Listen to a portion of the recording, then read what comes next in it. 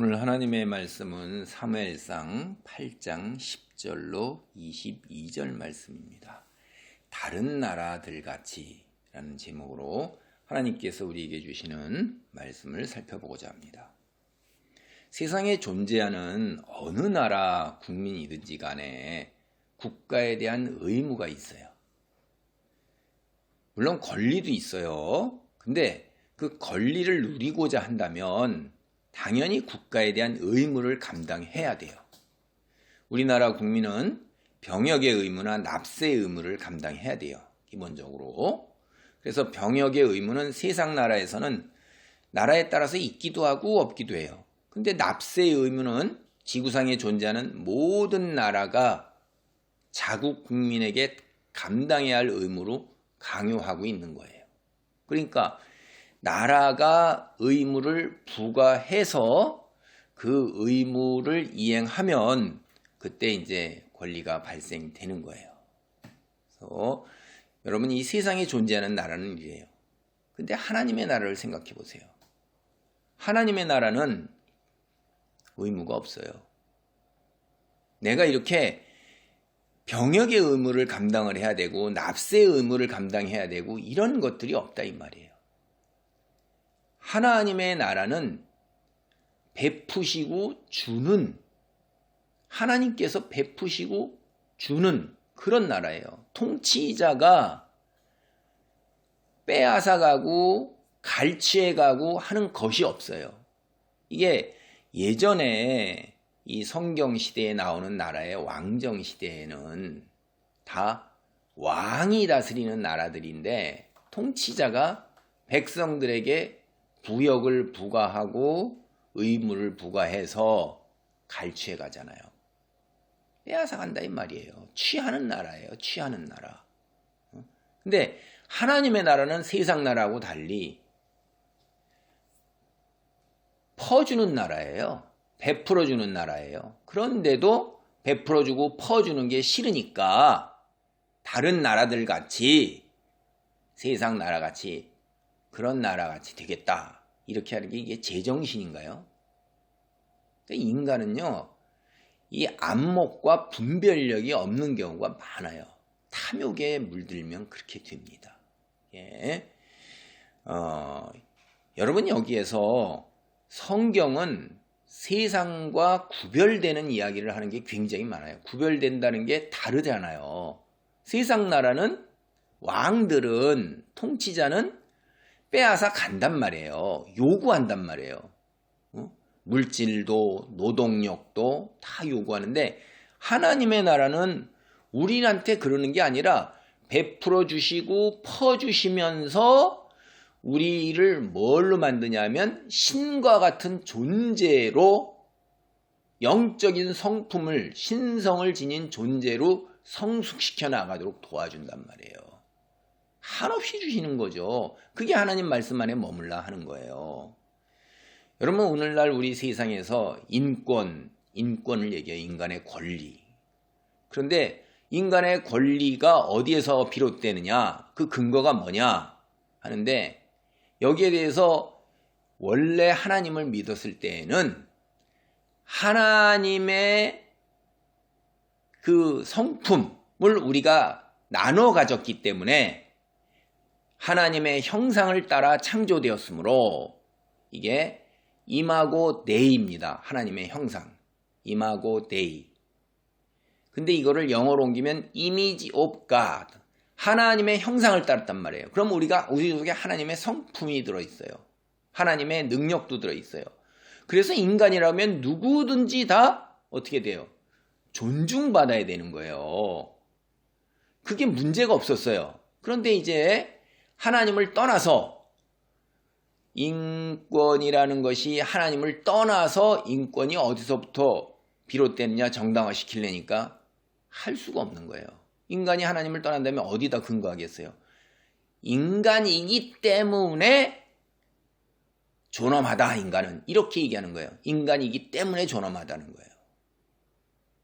인간이 아닌 것은 존엄하지 않습니까, 그러면? 하나님은 그렇게 얘기하지 않으셨는데 모든 피조물이 다 귀한 건데 나에게 그 관리를 맡긴 건데, 우리 인류에게. 그러니까 인권이 존재하는 그 토대가 없어서 학자들끼리도 굉장히 다투고 사실 인권을 어디다 비롯돼야 되느냐 하는 학설 자체가 빈곤한 거예요. 그런데도 그냥 인간의 존엄성, 인간의 최소한의 존엄성을 지키고 생명을 지키기 필요한 것들을 보장을 해줘야 된다. 누가 보장을 해요? 그럼 보장을 하는 대상이 있어야 될 거 아니에요. 그게 그래서 참 굉장히 어려운 거예요.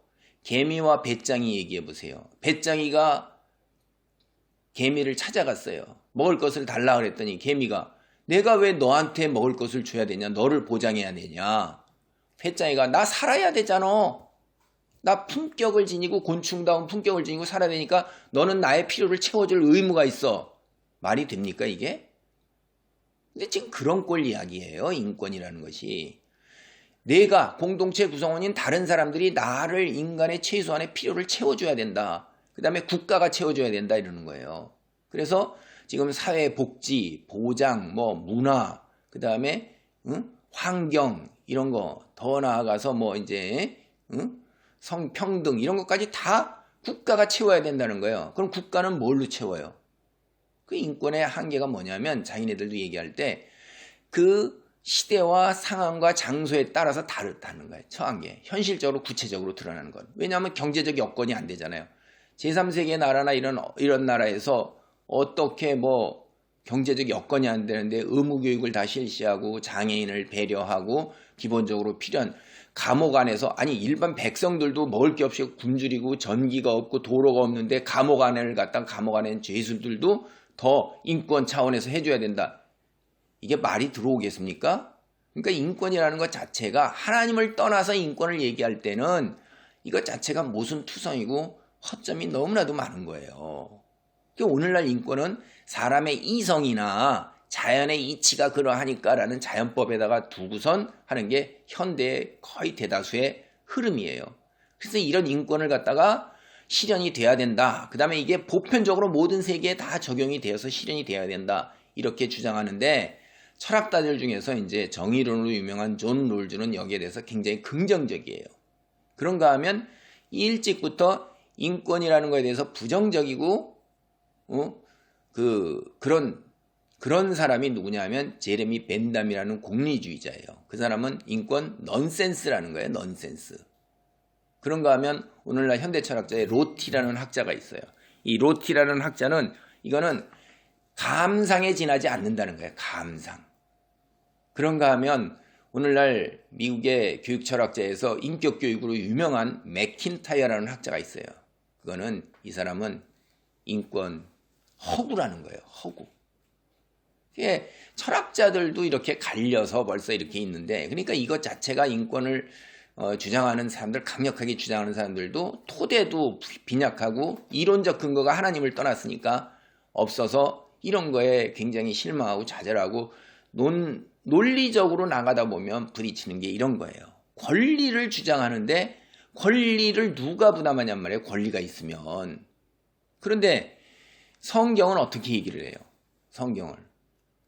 하나님의 형상을 따라서 만들었기 때문에 인간은 모두가 존엄한 거예요. 모든 통치와 관리를 위임받은 거기에 가장 고귀한 존재예요. 하나님 밑에 있는. 그게 당연히 그렇게 나오는 거고 하나님께서 베푸시는 거예요. 베푸시는 걸로 우리가 서로 나누는 겁니다. 권리가 아니에요. 성경은 어디도 우리가 하나님에 대해서 권리를 갖고 있질 않아요.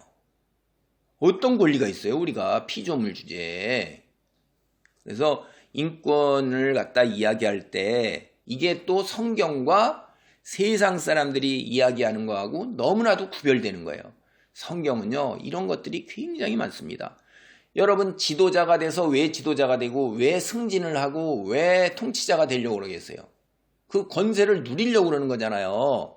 회사 회장이 되고 사장이 되면 떵떵거리죠. 자영업자도 주인이니까 내가 고용한 사람에 대해서 지시를 내리고 그 위에 앞장서서 카리스마를 가지고 간다 이 말이에요. 누구나 다 지도자가 되면. 근데 성경은 뭐라고 그래요? 종이 되어 섬기라고 그래요. 예수님이요.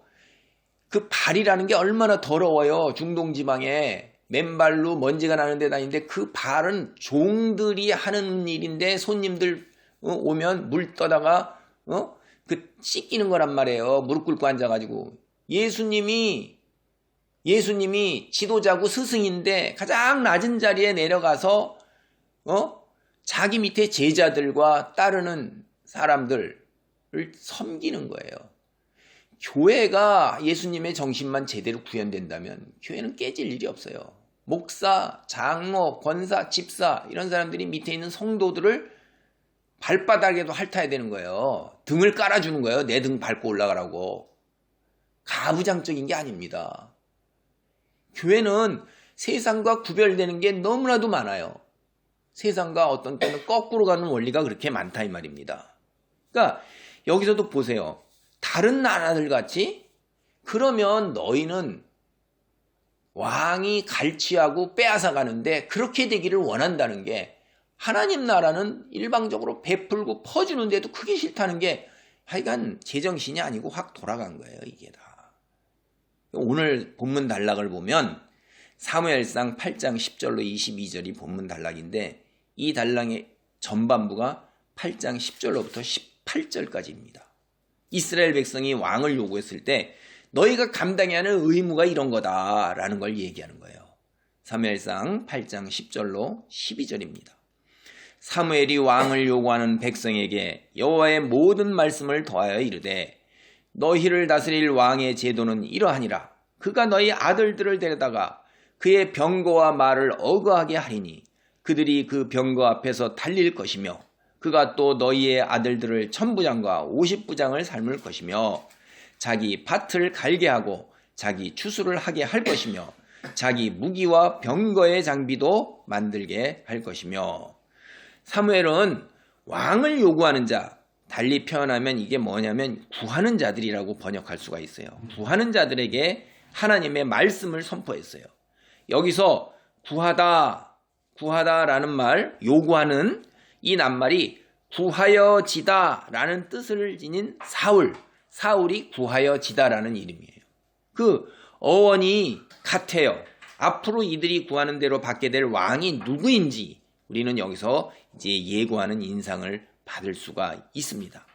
이 단락에서 왕에 대한 기본적인 밑그림은 취하는 자예요. 취하는 자. 사무엘은 왕이 백성들로부터 끊임없이 계속해서 취할 것, 달리 말하면 빼앗을 것이라고 경고하고 있는 거예요. 첫째, 무엇을 빼앗아 가느냐? 징병을 통해서 아들을 빼앗을 거예요. 백성들은 자신의 아들을 보내서 왕의 종이 되어 병거와 말을 보살펴야 하는 거예요. 그들은 무기도 만들고 관리해야 해요. 그뿐 아니라 왕의 경작지도 갈아서 농사를 짓고 추수하는 데에도 동원될 거예요. 두 번째로 8장 13절을 보면 부역에 동원될 거예요. 그럼 부역의 전형적인 예가 뭐냐 하면 여기 오늘 본문에 나오는 게 왕이 백성들의 딸들을 취해서 음식 만드는 등 부엌 일을 시킬 거고 왕이 사용할 향료 등 일상용품을 제조하는 일에 종처럼 부릴 거예요. 그리고 이뿐 아니라 8장 16절을 보면 왕은 노비, 아름다운 소년, 나귀까지 끌어다가 자기 일을 시킬 것이에요. 왕의 권세로 왕정에 필요한 모든 노역을 백성들과 백성이 가지고 있는 노예와 가축까지도 빼앗아서 시킬 겁니다. 세 번째로 8장 14절을 보면 왕은 백성의 재산을 취할 것이에요.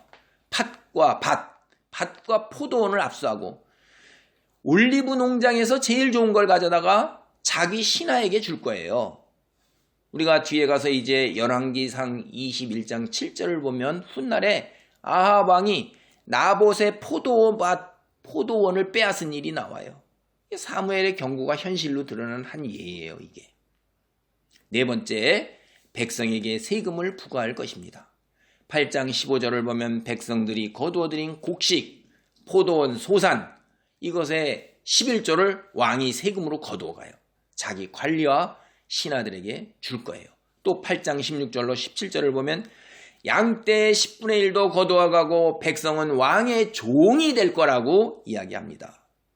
사실 고대 근동어를 전공한 사람들이 남겨진 고대 문헌, 점토판에 나오는 것들을 보니까 이스라엘 당대에 이웃 국가들이 있잖아요. 왕이 곡식의 11조를 취했던, 세금으로 거둬갔던 그런 이야기들이 고스란히 나오고 있어요. 그러니까 왕의 제도라는 게 이런 거란 말이에요. 그리고 그 문헌을 보면 왕이 소유한 노동력, 인력 그 정도가 뭐냐 하면 왕이 백성들로부터 동원할 수 있는 노예, 백성들이 지니고 있는 노예를 이제 거기 다 동원하는 거죠. 그리고 백성들이 지닌 가축을 다 동원하고 특히 노동 힘이 센 나귀들 이런 것들을 얼마나 동원할 수 있는가에 따라서 큰 왕이다 작은 왕이다가 평가되었던 거예요. 고대 국가에서 세상 나라의 왕은 취하는 자고 빼앗는 자예요. 이스라엘의 경우 이런 왕정 제도가 완전히 확립된 게 솔로몬 왕 시절이에요. 솔로몬 왕 시절에 백성들로부터 이제 취하는 자의 권세가 확실하게 확립되고 현실로 드러났어요. 우리가 성경을 읽어보면 솔로몬 왕이 백성들을 얼마나 동원을 해서 궁정 일을 이렇게 이루어갔는가 하는 걸 알 수가 있어요. 특히 성전을 짓기 위해서, 궁전을 짓기 위해서 이런 것들을 얼마나 동원해서 했는가 하는 게 드러납니다. 심지어 이스라엘의 가장 위대한 왕이었던 다윗도 왕의 이런 것, 취하는 자, 빼앗는 자 이런 거를 탈피하지 못했어요. 다윗 왕정 유지하기 위해서 백성들에게 세금과 부역과 병역의 의무를 부과할 수밖에 없었다 이 말이에요. 그리고 다윗 왕 역시 빼앗는 자였다는 게 적실하게 드러나는 게 뭐예요? 자신의 부하 우리야 장수 아닙니까? 아내 밧세바를 취한 일에서 그대로 현실로 드러난 거예요. 왕은 이런 거예요. 그런데 이스라엘 백성이 요구했던 왕, 결국에는 그들의 주인이 되는 거예요. 백성은 뭐가 돼요? 그 주인, 왕의 노예가 되는 거예요. 종이 되는 거예요. 그게 사무엘상 8장 17절 하반절 제가 다시 한번 읽어드리겠습니다. 너희가 그의 종이 될 것이라. 여러분, 왕과 백성의 관계가 주인과 노예, 종의 관계예요. 근데 이스라엘 백성은 사실 이미 노예 생활이라는 게 얼마나 힘들고 고통스러운 것을 뼈저리게 체험한 그런 민족이에요. 그게 출애굽기 아닙니까? 출애굽기 2장 23절로 24절 말씀입니다. 여러 해 후에 애굽 왕은 죽었고 이스라엘 자손은 고된 노동으로 말미암아 탄식하여 부르짖으니 그 고된 노동으로 말미암아 부르짖는 소리가 하나님께 상달된지라 하나님이 그들의 고통 소리를 들으시고 이스라엘 백성이요 자신들의 선조가 애굽에서 노예 생활할 때 얼마나 고단하고 얼마나 고통스러웠는지 그걸 알고 있는 거예요. 왜 모르겠어요. 전에 내려와서 얼마 되지도 않았는데 이제 너무나도 견디기 힘드니까 하나님께 부르짖었단 말이에요. 그 울부짖는 소리가 하나님께 상달되어서 하나님께서 그 부르짖음을 들으시고 모세를 보내요. 구출하게 하신 거 아닙니까? 그런데 이 어리석은 무지막지하게 한 완고한 고집센 오만하기 짝이 없고 탐욕에 물들어 눈이 먼 이스라엘 백성 다시 노예로 돌아가겠다는 거예요. 기가 막힌 겁니다. 어처구니가 없는 거예요. 정말. 사무엘은 왕을 요구하는 행위가 바로 너희가 다시 노예로 돌아가는 행위에 불과하다고 경고하는 거예요. 레위기 25장 39절 이하를 보면 이스라엘 사람이 다른 이스라엘 사람을 노예를 부리는 일 율법에서 금하는 일이에요. 그럼에도 불구하고 이스라엘은 스스로 왕의 종, 노예가 되려고 하고 있는 거예요. 자청해서 노예가 되겠다고 떼를 쓰는 거예요. 하나님 말씀에 대한 지식, 이를 근거로 한 분별력, 지혜의 관점에서 보면 왕을 요구하는 이스라엘 백성의 행위는 자기 발등을 도끼로 찍고 스스로 자기 목에다가 밧줄을 감는 이건 말도 안 되는 행위라 이 말이에요. 사무엘상 8장 18절입니다. 그날에 너희는 너희가 택한 왕으로 말미암아 부르짖되 그날에 여호와께서 너희에게 응답하지 아니하시라. 이스라엘 백성이 이제 왕을 요구해서 왕을 세웠죠. 그러면 왕은 빼앗는 자잖아요. 이 빼앗음이 심해져서 압제 속에서 이제 그 고통 속에서 여호와께 부르짖는 거예요. 하나님, 이 못된 왕 하나님, 그래도 안 들으신다는 거예요. 이제는.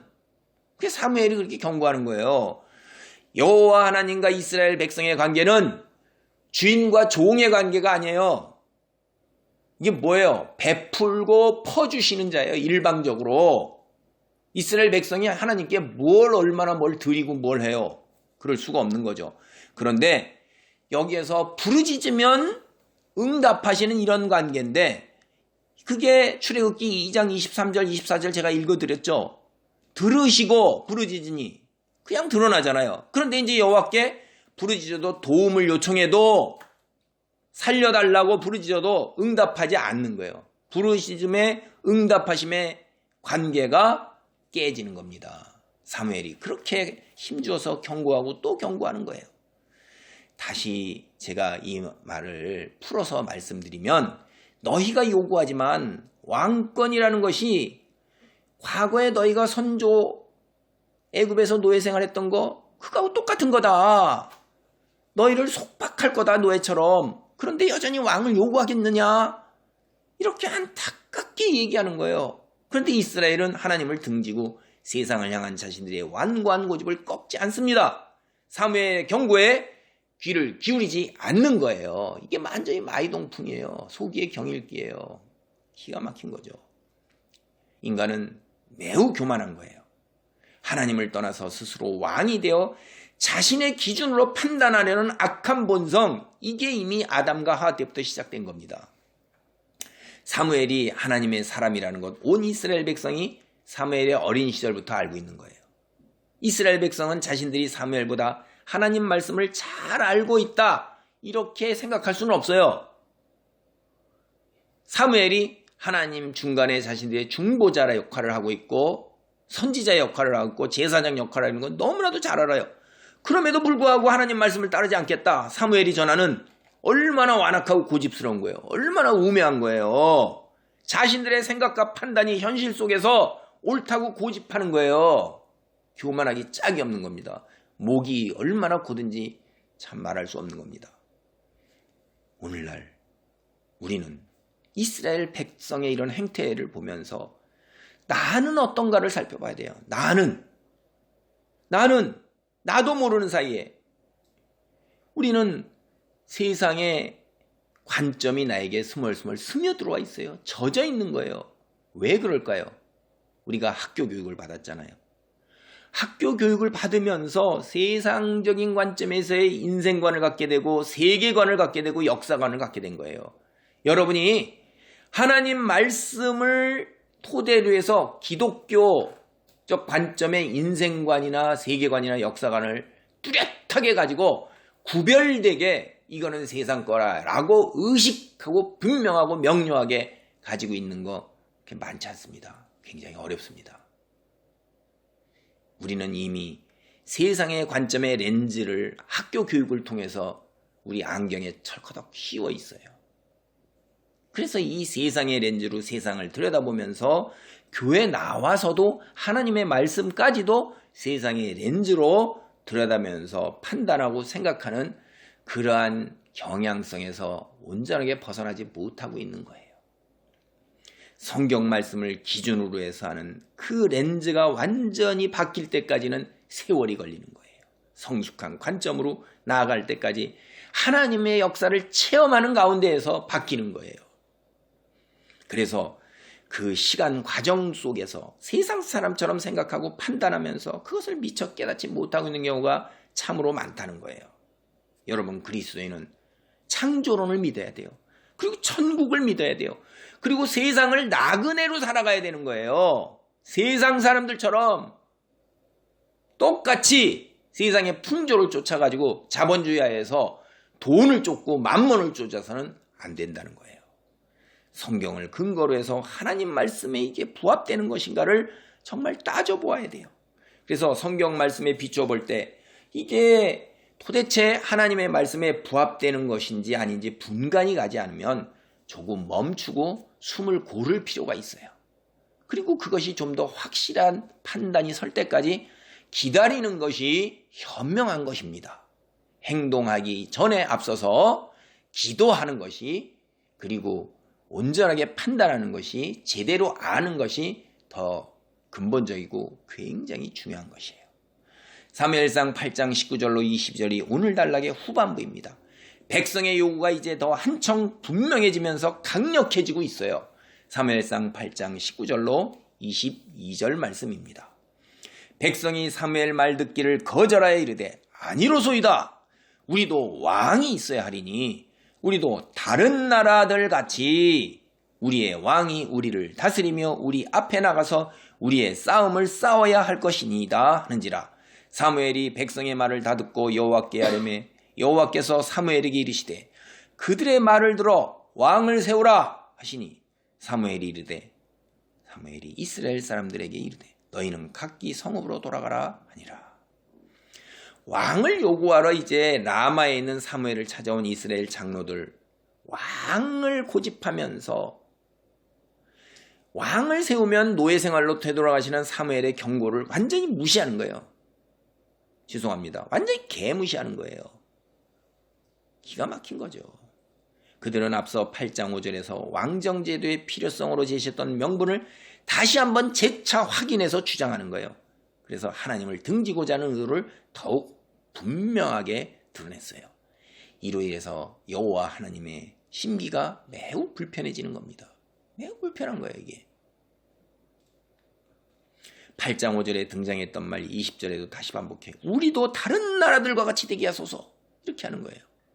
제가 앞에 설교에서 말씀드렸던 것처럼 이 말은 하나님과의 언약관계를 거부하는 말이에요. 그들의 다음 말이 그들의 본심을 드러내고 있는 겁니다. 왕은 우리 앞에 나가서 우리의 싸움을 싸워야 할 것이니이다. 야, 이게 웃기는 이야기죠. 왜 그런지 아세요? 이들은 이 세상에서 자신들의 재산을 지키고 평안을 누리기 위해서 왕을 이용하겠다는 거예요. 근데 자기의 생각, 이 어리석은 생각대로 왕이 자기들의 재산을 지키고 평안을 누려서 왕이 이용당하겠어요? 주인이 돼가지고 노예로 너희를 부리고 너희를 앞장 세우지요.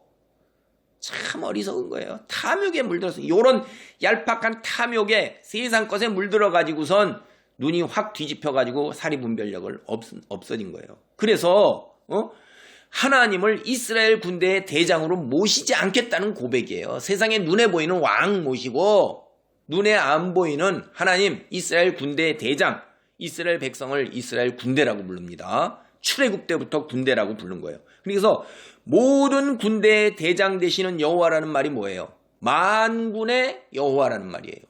그러니까 모든 군대의 대장 되시는 여호와 대신에 눈에 보이는 왕, 그 대장 세워달라는 거예요. 우리는 이제 더 만군의 여호와 안 모시겠다는 거예요. 이스라엘 백성 더 이상 여호와를 이스라엘 군대의 대장으로 모시지 않겠다. 이런 결정을 내린 이유가 무엇 때문에 그럴까요?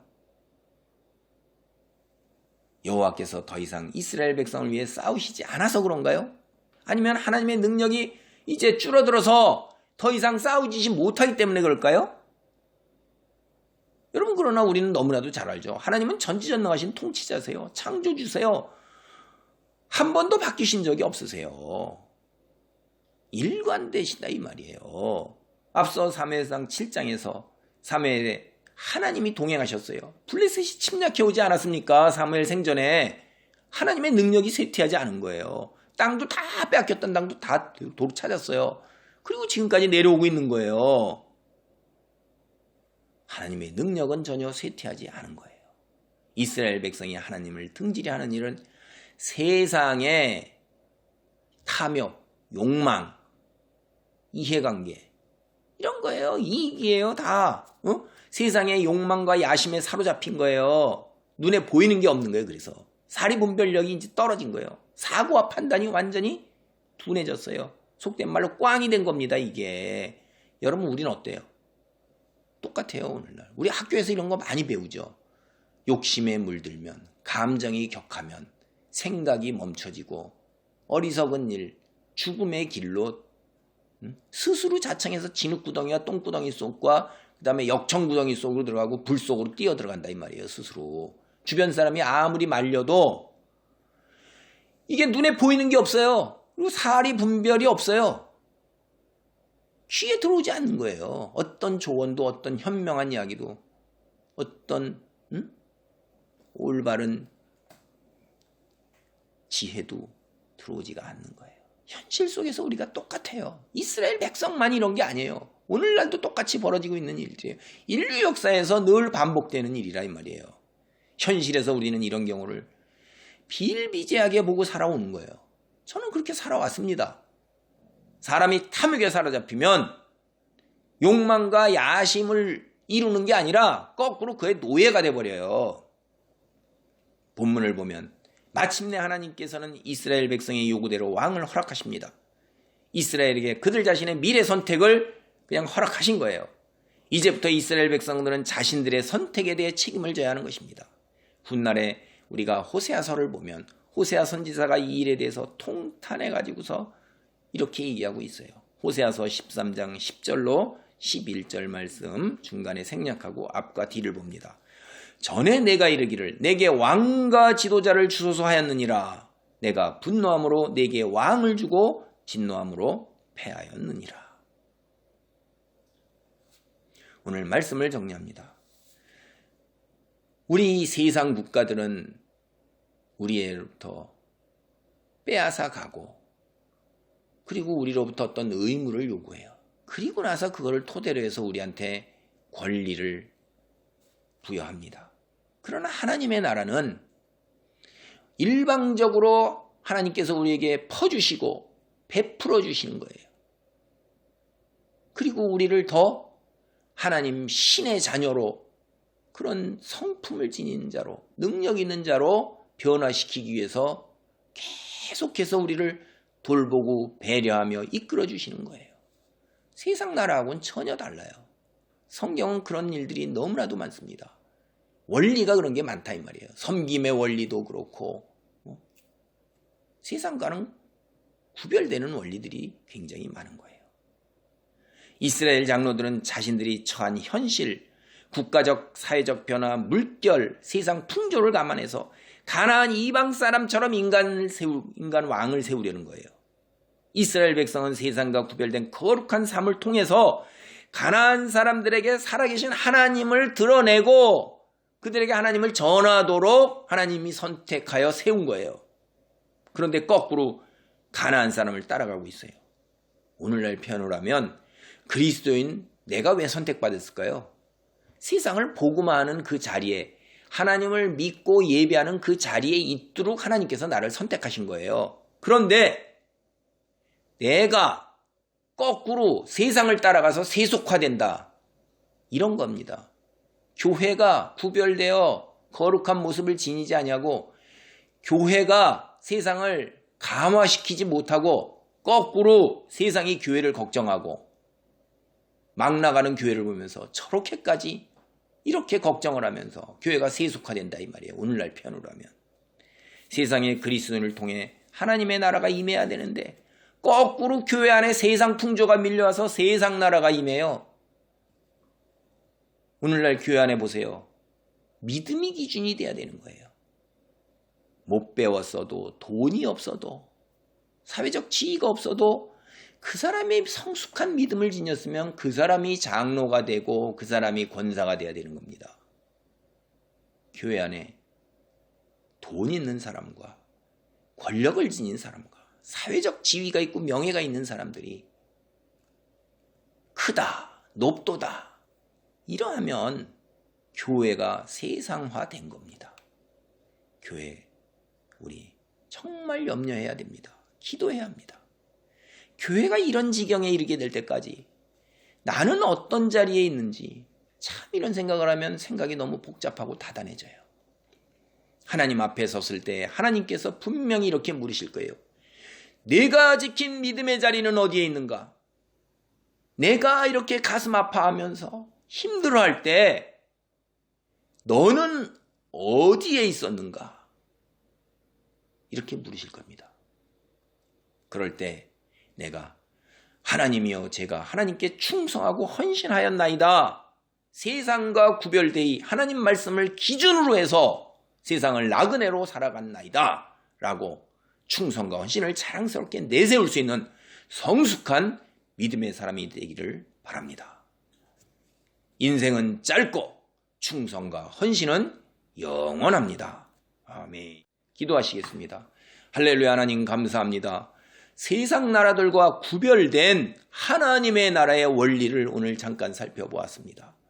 일방적으로 이게 베푸시고 퍼주시는 하나님의 은혜, 우리를 신의 경지에, 신의 성품을 지닌 그런 경지에 이르도록 한없이 보살피시고 도움을 주는 그런 놀라운 하나님의 은혜, 아버지 하나님, 세상의 풍조와 구별되어 하나님의 말씀을 따르면서 이러한 아버지 충성과 헌신으로 하나님께서 우리에게 베푸시는 온전한 은혜를 풍성하게 누리는 가운데에 하나님의 성숙한 자녀로 변화될 수 있도록 우리를 붙드시옵소서. 일깨우시고 하나님 인도하여 주옵소서.